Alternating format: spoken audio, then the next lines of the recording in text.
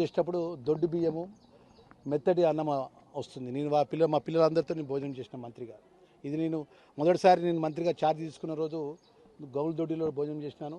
నేను ఎక్కడికి వెళ్ళినా మన పిల్లలతో భోజనం చేస్తున్నా. ఏదైతే జిల్లా కలెక్టర్ గారితో అదేవిధంగా సివిల్ సప్లై కమిషనర్ చౌహాన్ గారితో మాట్లాడినాను. ఎంటైర్ తెలంగాణ రాష్ట్రంలో ఉన్న గురుకుల హాస్టల్స్లో ఎక్కడ కూడా దొడ్డు బియ్యం కానీ మెత్తడి బియ్యం అన్నం కానీ కావద్దని చెప్పాను.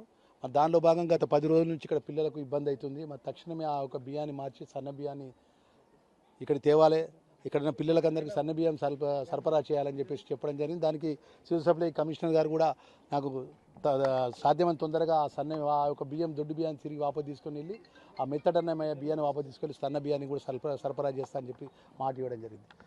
సార్ ఇక్కడ భూములన్నీ కూడా ప్రైవేట్ వ్యక్తులు వచ్చి ఇక్కడ కబ్జా పెడుతున్నారు సార్, ఇక్కడ షాపింగ్ కాల్స్ కట్టుందని చెప్తే ఎంబడే కలెక్టర్ గారికి ఆదేశాలు ఇచ్చిన.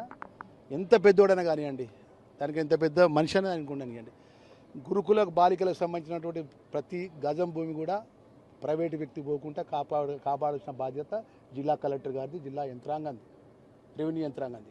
ఆ విధంగా కాపాడి దానికి సంబంధించిన డిమార్కేషన్ చేస్తే దానికి కాంపౌండ్ వాళ్ళు పెట్టుకునే విధంగా మా యొక్క సోషల్ డిపార్ట్మెంట్ అధికారులను, ఇంజనీరింగ్ అధికారులను ఆదేశిస్తానే విషయాన్ని మనవి చేసుకుంటా.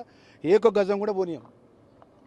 బాలికలకు గురుకులకు సంబంధించినటువంటి ఏదైతే మా గర్ల్స్ పిల్లలు ఉందో మా ఆస్తులు మాకే చెందే విధంగా ప్రత్యేక దృష్టి పెడతామనే విషయం మీ ద్వారా తెలియజేస్తున్నాం.